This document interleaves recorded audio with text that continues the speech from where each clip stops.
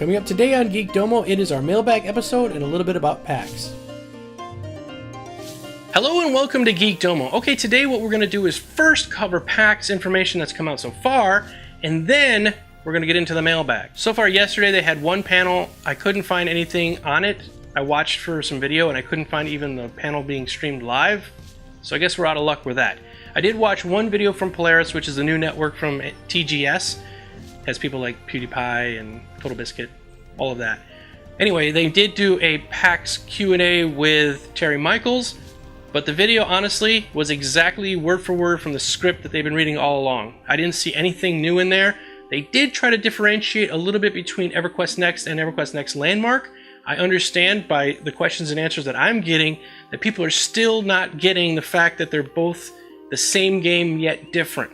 And it's confusing. They should have just called one Landmark and the other one EQ Next. And I think that's kind of what they're trying to push now, to say, yes, it's EverQuest Next and it's EverQuest Next Landmark, but we're going to be playing Landmark first as just sort of a sandbox to play around in, and EQ Next is coming up next. All right, that's about all the information we have as of right now.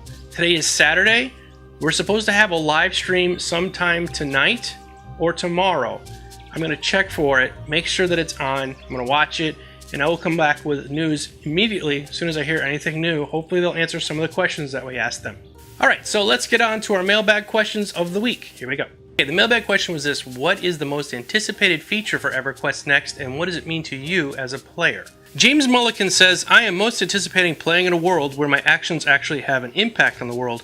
Before, I always found it frustrating that no matter what I did, the game world stayed the same. With Storybricks and with EverQuest Next Landmark, pretty much everything you do is going to have some sort of impact on the world. That's just epic. We've never had a game that actually did that other than, say, Minecraft or some of the other kind of sandboxy type of games. Next one is from Lock6Time. Go Beard Bro. The feature I'm most looking forward to is a new take on combat in an MMO. Although I'm excited about all the new things, as you know. To me, the new combat means new challenges and discovering new ways to fight in a group, my favorite thing to do in an MMO. One thing that is unique about EverQuest Next is that because of the Storybricks, which I just mentioned, and other types of AI, the fights are not going to be the same. They're going to be pretty dynamic. At least that's what we're hoping for. We don't have any hardcore evidence one way or the other, but from what we've seen, a little bit of information that has been leaked out, it looks to us that the fighting system is going to be very unique and not the same old whack one button macro thing that we've been doing for years with other MMOs. Okay, the next one is from John VDC. I was not going to try to pronounce his name and he told me do not try. Does Landmark count as a feature of EverQuest Next? I'm very much looking forward to that. As far as EQ Next itself goes, it's too early to say. We'll have to see how things evolve as they keep releasing more info. To be honest, everything so far has been so different from everything I've played before, I'm not sure I'll like it at all. Yeah, the information that's come out has been sort of vague, and because of that, as players, we don't know for sure if this is something we're really going to love or something we're not, because we have no point of reference. Everything is just so out there. And he says that Landmark is his favorite thing that's coming up, and I agree with that. Really looking forward to Landmark even more a little bit than EverQuest Next. I like the ability to build my own world and also the ability to not just put blocks on the ground, which we've been able to do in several other games, but to smooth the edges of the blocks and add different effects like moss and things like that. All that really is very interesting to me as a player. Alright, ResQ. I'm really looking forward to two features in EverQuest Next, and they are the following: Emergent AI Sandbox, and a new combat system, which speaks for itself. Emergent AI. As an avid MMO player with my friends and I, we loved lore, questing, and of course dungeons, but after a year or two all playing the game and doing the same dungeons and quests on an alt, it kind of gets irritating or even mind-boggling. I'm looking forward to variation and change throughout the years of gameplay.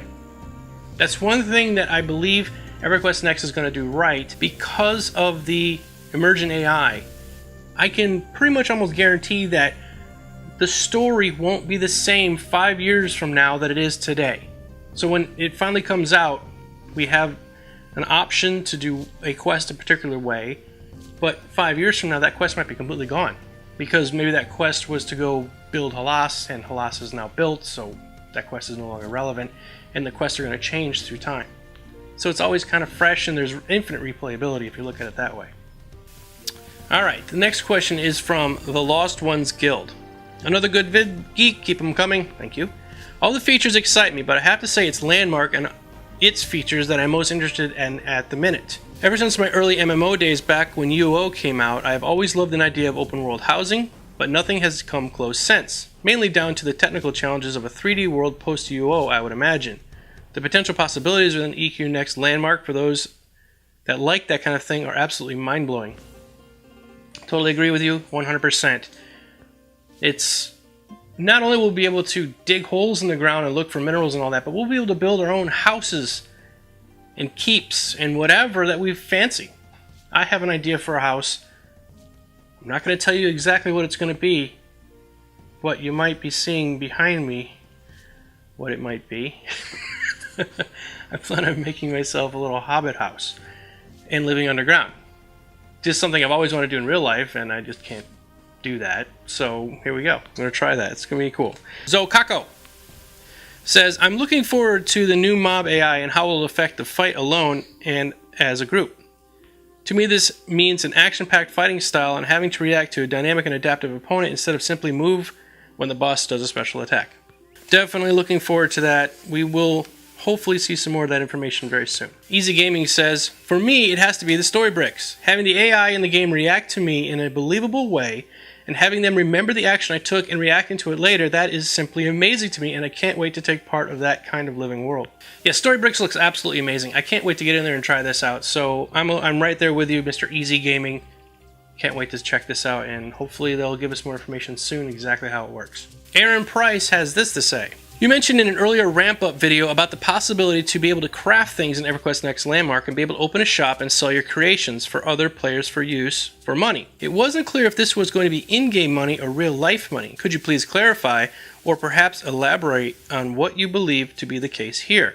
If there's a possibility of making real-life money here, this could mean a chance at potential part-time or even full-time job for some people. Wow, imagine being able to play and get paid. All right, Aaron. I'll take a stab at this. What I was taught, what's going to happen is this. There's in-game economy and there's external game economy. The in-game economy, what they've talked about so far, is you're going to be able to make something like a house and the land underneath it you claimed. You make the house, you claim the land. You can sell the house, the land, or both through the player's studio. They also said that you will be able to craft things and sell them through the player studio. I don't know the specifics yet, so don't quote me on that. I don't believe you're going to be able to stand there at a makeshift stall and sell, like, say you made a sword. You'd sell that sword at the stall. I don't believe you're going to be able to take that and make that into real world money at that transaction. And I don't believe you're going to be able to take your gold you make and sell it for real money either. So the chance of that actually happening the way I think you're thinking is pretty slim. You will be able to create things and put them on the player studio for sale as real-world cash. So if you take the time to make some amazing-looking house, every time a player buys that house from the player studio and uses it, you're going to get paid. Now that doesn't mean if they knock it down and reuse it again, you're going to get paid again. It just means that when they purchase it the first time, say they bought that house for $10, somebody's going to take a cut. Somebody said somewhere it was about 60%. So you're going to get 40% of what the house sells for. And then you're going to take that money and take it out and get it sent to PayPal or your bank account, whatever. And that money is going to be what you make for selling things in the game. All right, our last question is from Theater Elf. For me, Immersion AI, I just hope it will make the game world feel more alive. I wanted to elaborate on my following question from Mailbag. In the video, a mob makes a hole in the ground and the players fall through the hole to another level.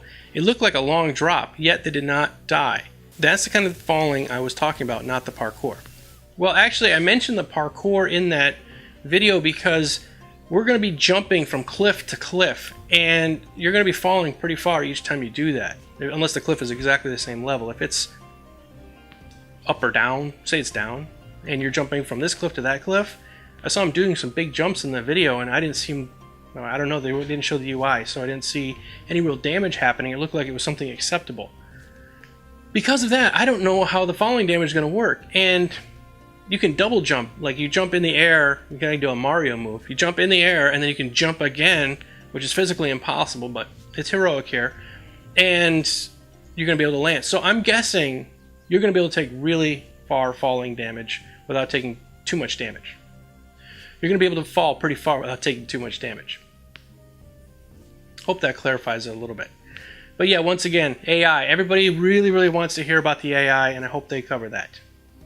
Thanks a lot, everybody, for watching. This has been Geekdomo. I hope you enjoyed our mailbag this week. Stay tuned for more information coming out from PAX from me ASAP.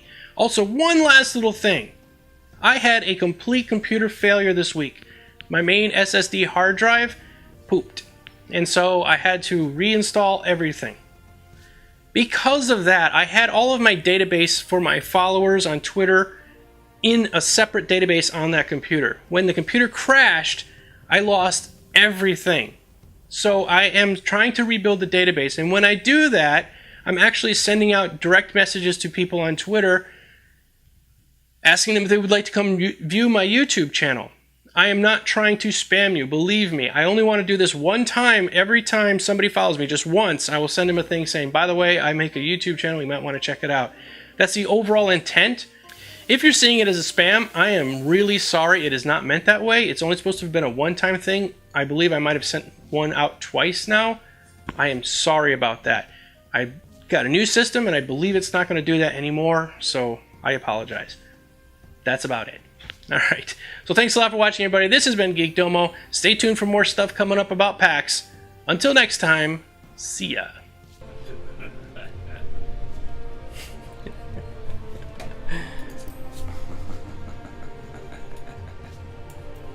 That's creepy. The music is louder than the voice. It's hard to tell.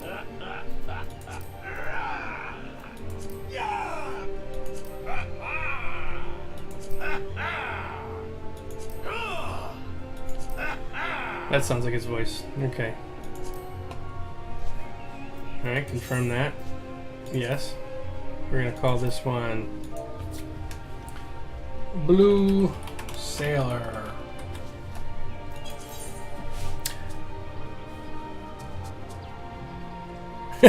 And Domo spends 10 minutes tickling his character during creation. Yes. Hello. Hi there, fella.